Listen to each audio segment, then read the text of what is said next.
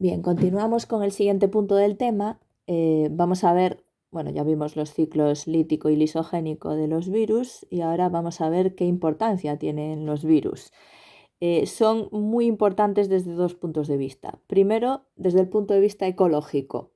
Los virus son parásitos obligados, eso ya lo sabemos, causan muchísimas enfermedades, enfermedades víricas, gripes, resfriados, el SIDA, bueno, el VIH, el SIDA, el virus del papiloma que causa verrugas y puede causar cáncer, hay hepatitis causadas por virus, la rabia es vírica, la viruela también, bueno, hay muchísimas enfermedades víricas.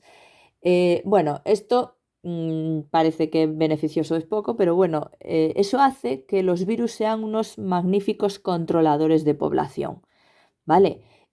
Cuando una población de seres vivos se dispara mucho y crece de manera exponencial en muy poco tiempo, tiene el peligro de convertirse en una plaga. Las plagas pueden ser muy variadas, puede haber plaga de ratas, plaga de conejos, plaga de humanos, que también hay, ¿vale? En fin, una plaga es un crecimiento no controlado de una población de seres vivos. Entonces, cuando se desencadena una enfermedad en esa población, una enfermedad potencialmente mortal, puede matar a unos cuantos, eso hace que se controle la población. ¿Vale? Los virus mantienen el control de las poblaciones de los seres vivos. Y es más, cuanto mayor sea la población, más probabilidad hay de que se dispare pues de repente una epidemia de una enfermedad vírica, porque el contagio es mayor, ¿de acuerdo? Entonces son controladores de poblaciones de los seres vivos. Evitan que aparezcan plagas. Es decir, para el propio individuo el virus no es nada bueno. Ahora, para el equilibrio de la población y de que no invada y de que no, bueno, de que no invada, de que no explote recursos, de que no dar, pues eso, para eso sí que es beneficioso. Los virus son, bueno, pues eso, reguladores de poblaciones. Y además, gracias a su capacidad para introducir material genético, porque ya hemos visto que los virus son muy buenos introduciendo material genético en las células, ¿vale?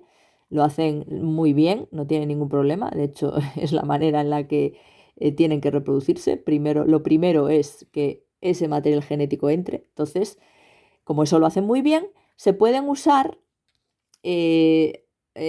pueden mantener y pueden generar variabilidad genética en los organismos. Es decir, un virus que se ha metido en una célula de un ser vivo, a veces, por error, puede acabar cogiendo parte de algún gen de ese ser vivo y metiéndolo en la cápside cuando se replica. Es decir, a veces ocurren errores así, ¿vale?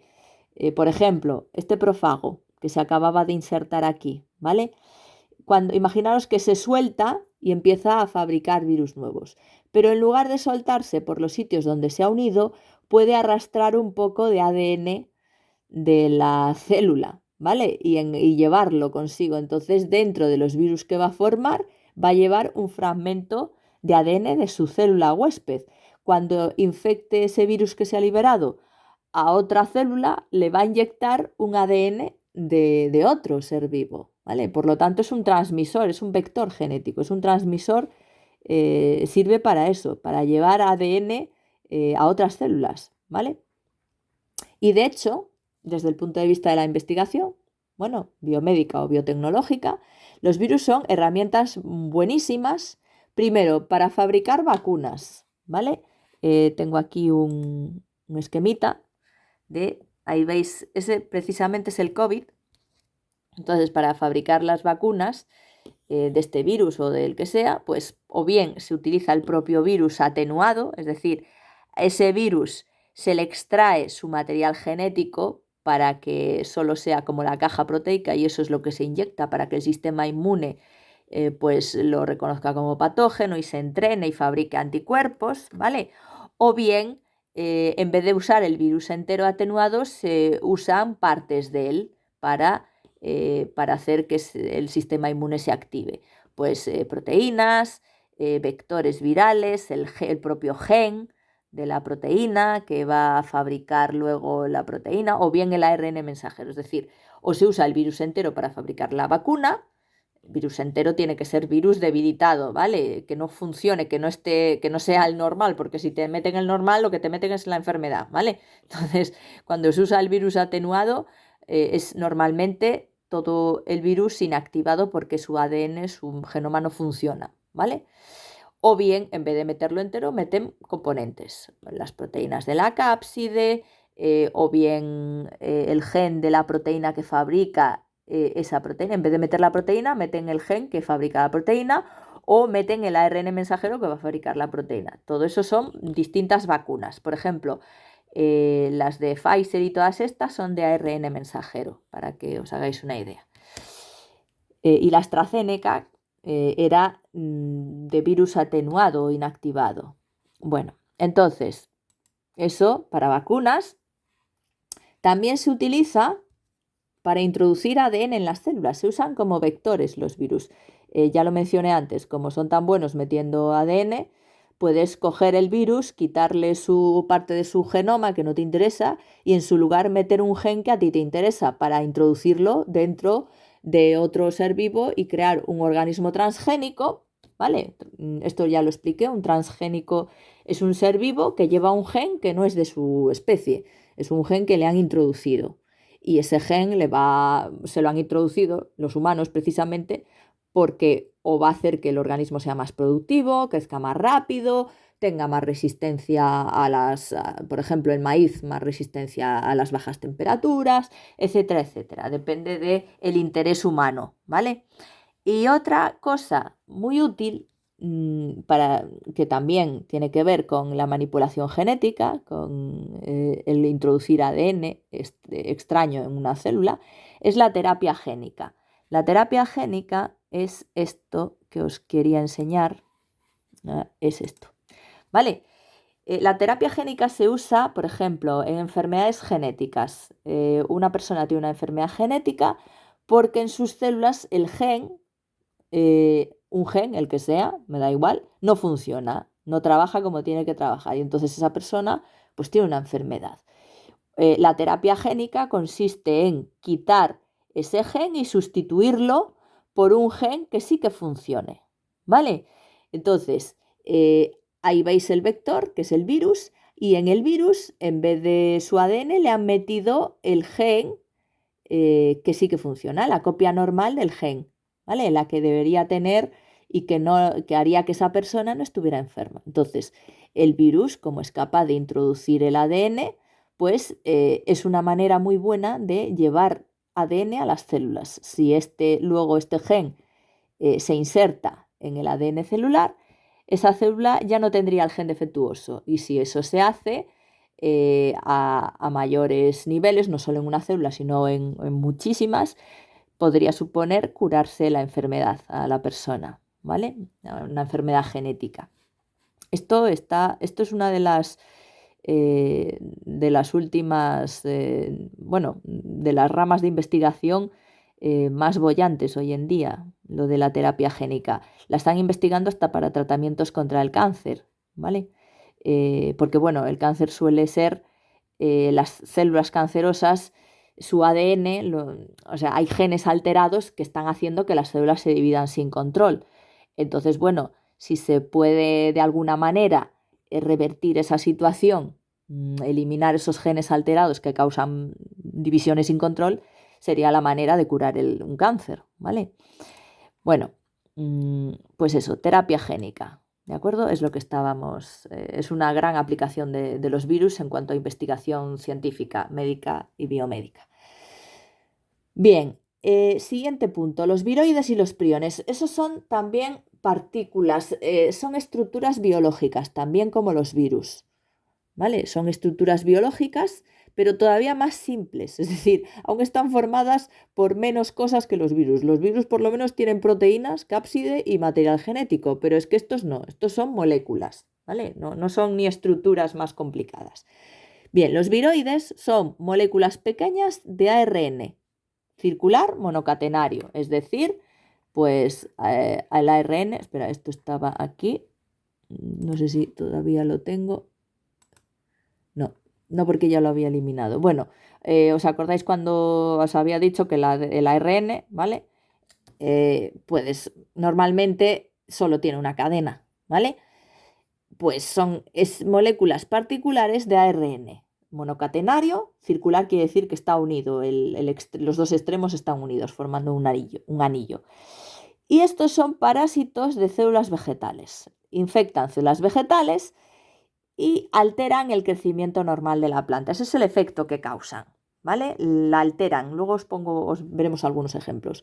Cuando el viroide se mete en la célula vegetal, se adueña de las proteínas y de las enzimas. Las enzimas son proteínas que son las que realizan reacciones químicas, las que favorecen reacciones químicas metabólicas. Entonces, se adueña de esa maquinaria de la célula para fabricar miles de copias de ARN circular, de viroide. O sea, fabrica viroides sin control, ¿vale? No llevan ninguna información para fabricar proteínas los viroides, solo es ARN. Y es ARN diseñado para adueñarse de la maquinaria de la célula vegetal y fabricar miles y miles de ARNs como él. ¿De acuerdo? No fabrica ninguna proteína, solo ARNs, ácidos ribonucleicos. Y, por ejemplo, bueno, ahí tenéis los viroides. Hay 30 especies conocidas, solo infectan a plantas, bueno, hay varias familias. Y, por ejemplo, una alteración, la piel de la manzana marcada por cicatrices, es decir, hacen alteraciones en el desarrollo normal de las frutas, por ejemplo, ahí veis el aguacate, ¿vale? Esto es una alteración del fruto del aguacate causada por un viroide. Hay otra que es la exocortis de los cítricos, exocortosis creo que se llama, que es esto, ¿vale? Es decir, que se le desprenda la corteza, ¿vale? Bueno, causan alteraciones que pueden ser, bueno, a veces son más graves, a veces son menos graves. Y por último, los priones son formas alteradas de proteínas normales de la célula, ¿vale? Es decir, un prión, a ver, ahí está.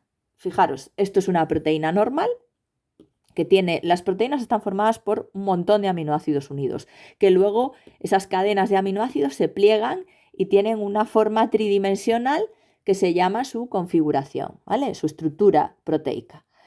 Esta es la estructura normal de la proteína. Cuando se altera, esta proteína ya es un prión, ¿vale?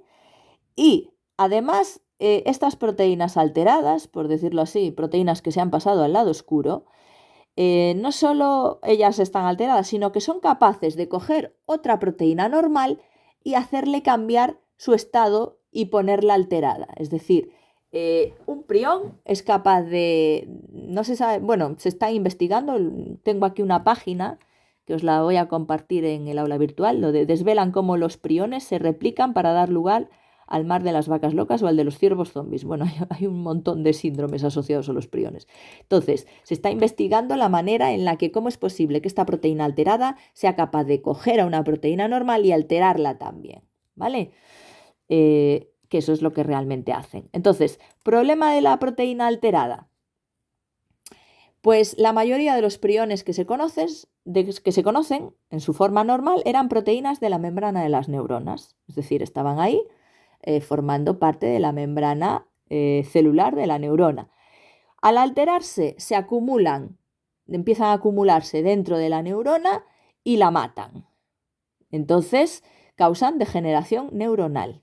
Son responsables de enfermedades nerviosas degenerativas e irreversibles. Es decir, una enfermedad degenerativa neuronal es aquella que causa la muerte progresiva de las neuronas, como puede ser el Alzheimer, ¿vale? Pero bueno, estos son otro estilo de enfermedades, ¿vale?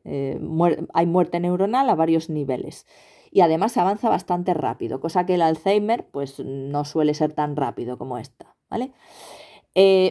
La que afecta a las vacas, que fue donde se descubrió en el Reino Unido, de repente, esto ya lo contara en clase, en algunas granjas aparecían vacas que tenían problemas motores, temblores, las vacas bueno, estaban súper apáticas, cada vez como más inactivas y al final acababan falleciendo. pues la que afecta a las vacas, que es donde se descubrió, se llama encefalitis espongiforme bovina, ¿vale? El mal de las vacas locas. Si afecta a los humanos, enfermedad de Creutzfeldt-Jakob, o Creutzfeldt-Jakob, creo que es Jacob, pero bueno, que fue los que o sea, los que estudiaron la enfermedad, pero en el ser humano. Y el consumo de vacas, con el consumo de la carne de vaca que contenía la proteína priónica, el prión, se pasaba al ser humano y acababa desarrollando la neurodegeneración al cabo de los años, ¿vale? Y además no tiene cura esa enfermedad degenerativa. Es mortal y no tiene cura. Eh, bueno, pues ese artículo os lo he de pasar porque, bueno, es bastante interesante. Hay un montón de avances en investigación con estas cuestiones. Bueno, en el siguiente vídeo veremos los siguientes tipos. Ya hemos terminado con los microorganismos, entre comillas, que no son seres vivos, que no son organismos vivos, son estructuras biológicas, virus, viroides y priones. Y ahora sí que en el siguiente vídeo vamos a ver microorganismos que ya son seres vivos, con estructura celular.